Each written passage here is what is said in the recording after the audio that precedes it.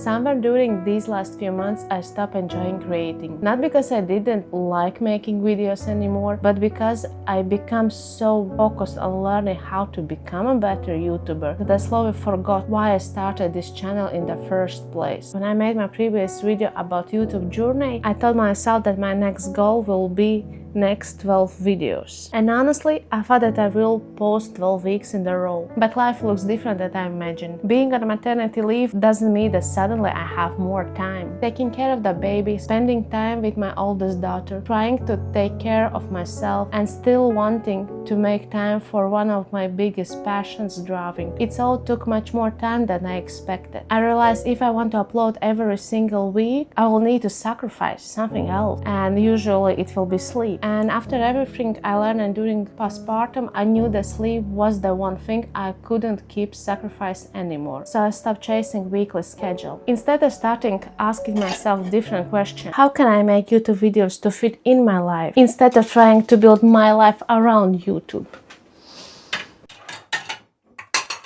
And I think that's when this difference came. But this video will be about what happened before and how I get here. Me as creator. During my first 12 videos, everything was new. Every week I was learning something. How to edit, how to film, how to YouTube works. But after that, something changed. Instead of enjoying creating, I started treating YouTube like homework. Whatever I watch another creator, I wasn't watching because I enjoy their story anymore. I was analyzing everything. How they edit, what transitions they use, how they start a video, how they spoke, where they zoom in, what the music they used. Instead of feeling inspired, I was constantly comparing. And after a while, YouTube stopped being relaxing to become another lesson. I think that's when I started to losing this connection. Why I started this YouTube channel. Also, I want to say that learning for another YouTubers isn't a bad thing. Actually, it's really good. And you can learn from them a lot of things. And also you can get inspired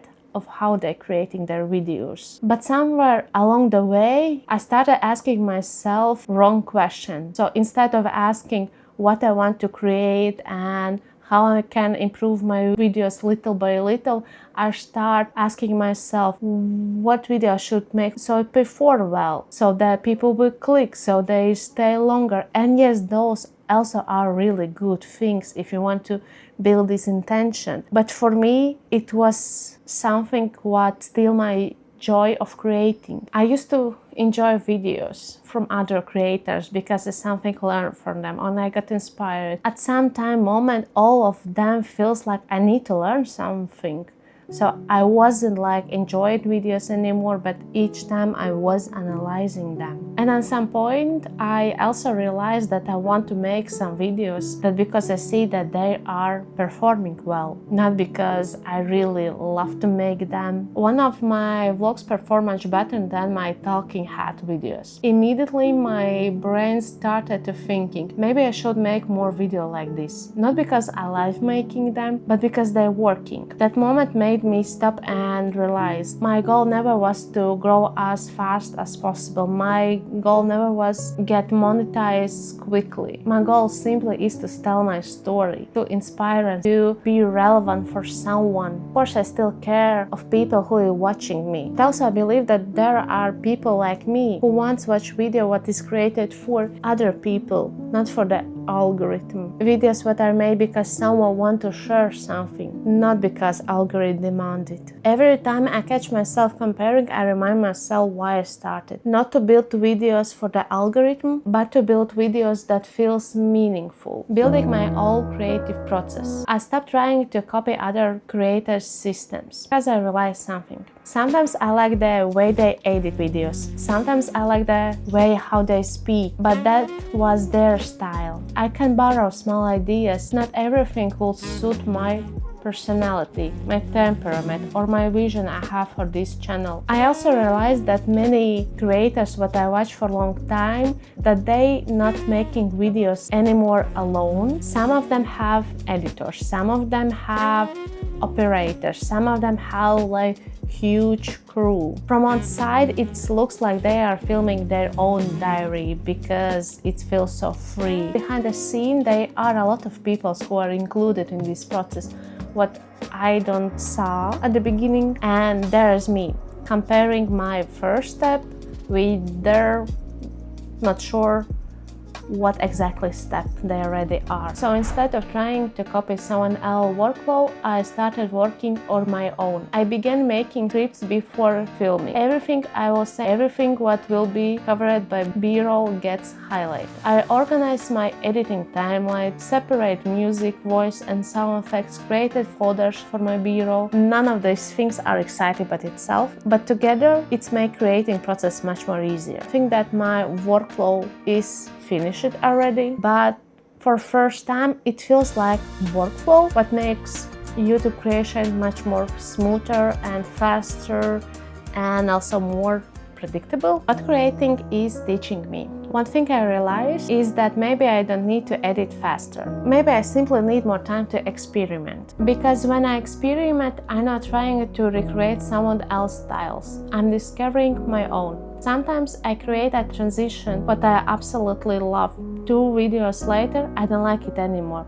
And that's okay, because each experience teaches something. I still editing each video by myself. Of course, one of the reasons is money, because I'm on monetary leave and my income is lower than it was previously. But also I'm realizing that editing can give me something what I couldn't expect. Editing videos by myself, I learn a lot of things. Every time I edit, I hear myself again. I notice where my ideas weren't clear, where I rushed, where I should have paused, where one sentence could have been much simpler. Editing isn't only teaching me better grammar, it's teaching me how to communicate, how to tell story, how to explain what I'm really trying to say. Sometimes it feels like editing slowing me down, because I'm not good at it. I still haven't learned shortcuts, but maybe seeing myself on the camera, it helped me to become better storyteller. And when I compare my first video with the ones I'm making now, I can already see that there are improvements. And it's only after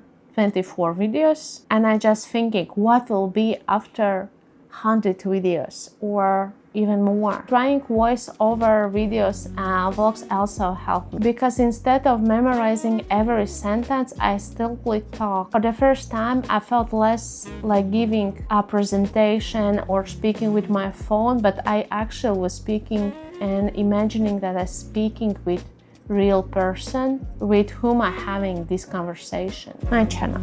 Before finishing this video, I know that maybe probably this is the part what is most interesting for you. So here's a small update about this channel. After 24 videos, what I'm creating from October, I have 12 subscribers, published videos 26, monthly views in last 28 days are 514, watch time 23 hours and 10 minutes. Best performing videos was about baby clothing, because I think every parents are searching, so it was like really good from search engine point. And I think also I created it's like really good, because when I created this video, I was creating the perfect video what I would love to see when I was pregnant and searching for this topic.